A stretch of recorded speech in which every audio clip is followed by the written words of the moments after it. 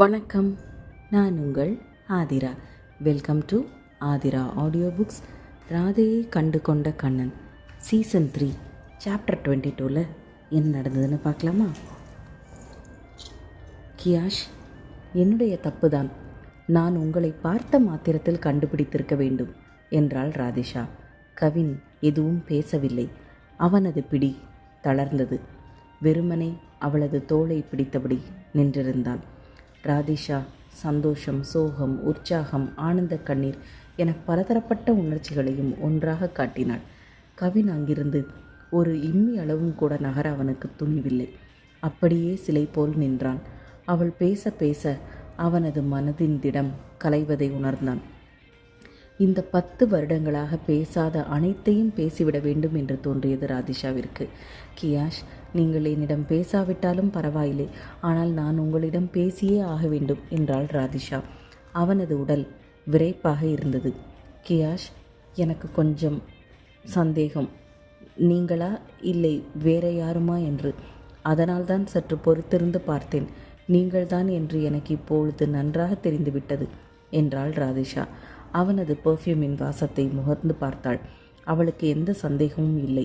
அவளுடைய எல்லா சந்தேகங்களும் தீர்ந்துவிட்ட உணர்வு அவனை இன்னமும் இறுக்கி அணைத்து கொண்டாள்.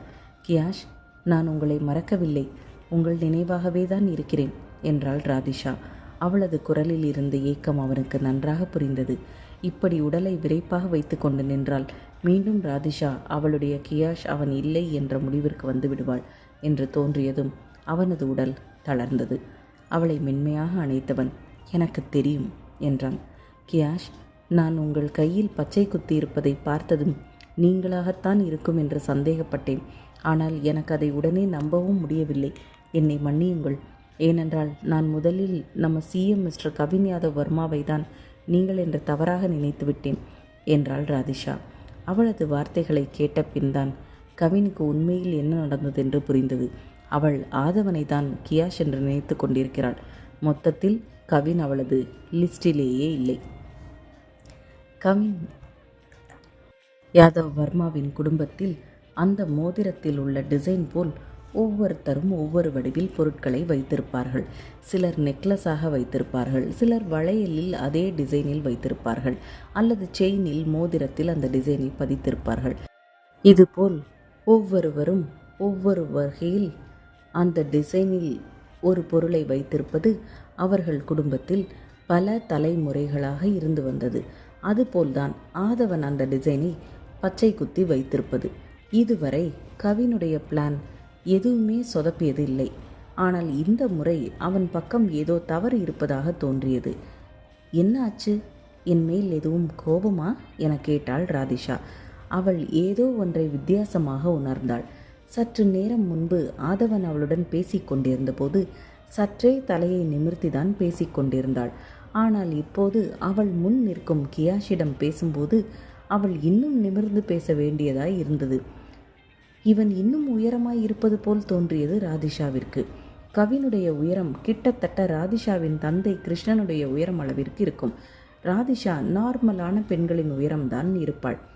இந்த உயரத்தில் இருந்த வித்தியாசம் ராதிஷாவை யோசிக்க வைத்தது.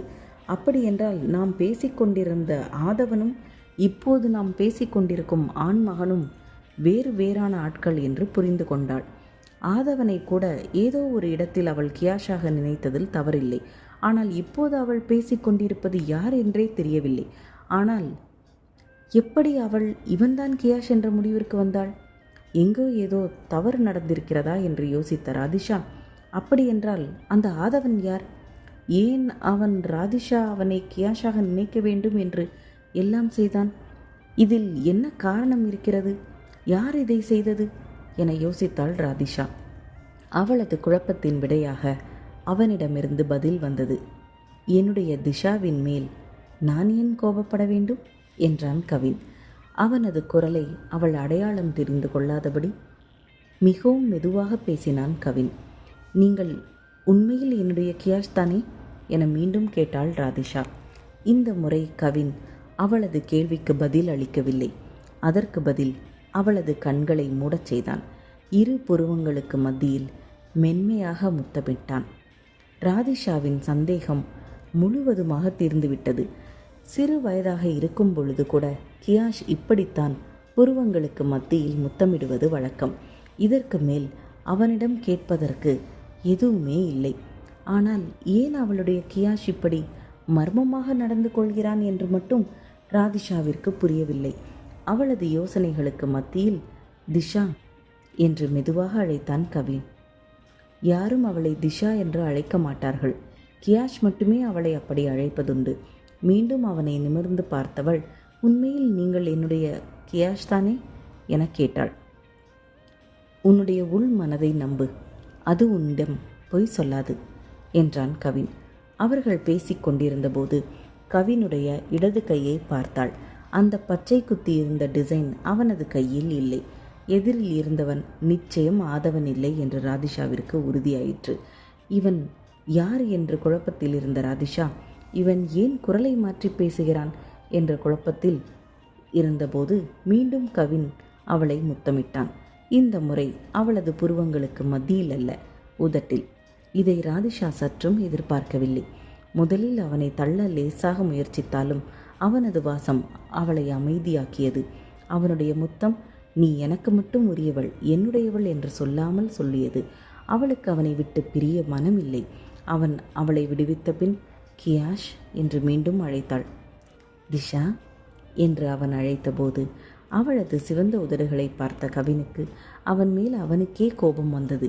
படியா முரட்டுத்தனமாக ஒரு மென்மையான பெண்ணிடம் நடந்து கொள்வது என்று சற்று வருத்தப்பட்டான் கவின். எனக்கு ரொம்ப சந்தோஷமாக இருக்கு கியாஷ். நான் உங்களை கண்டுபிடித்து விட்டேன். இனி நான் உங்களை எப்பொழுதும் பிரிய மாட்டேன் என்றாள் ராதிஷா. திஷா, நீ என்னுடன் ஒரு இடத்துக்கு வருகிறாயா என கேட்டான் கவின். நீங்கள் எங்கே கூப்பிட்டாலும் நான் வருகிறேன் என்றாள் ராதிஷா சந்தோஷமாக. அவள் வரத் தயாராக இருந்தாள். ஆனால் கவின் தடுமாறினான். அவனை சுற்றி பல சூழ்ச்சி வலைகள் இருந்தது. கியாஷ், என்ன ஆயிற்று என கேட்டாள் ராதிஷா. கவின் தடுமாறுவது அவளுக்கு தெரிந்தது. கவின் அவளை விட்டு பிரிய நினைக்காவிட்டாலும் அவனால் அவளுடன் சேரவும் முடியாதே. இந்த லவ் ஸ்டோரியில் அடுத்து என்ன நடந்ததுன்னு நெக்ஸ்ட் எபிசோடில் பார்க்கலாம். Bye views.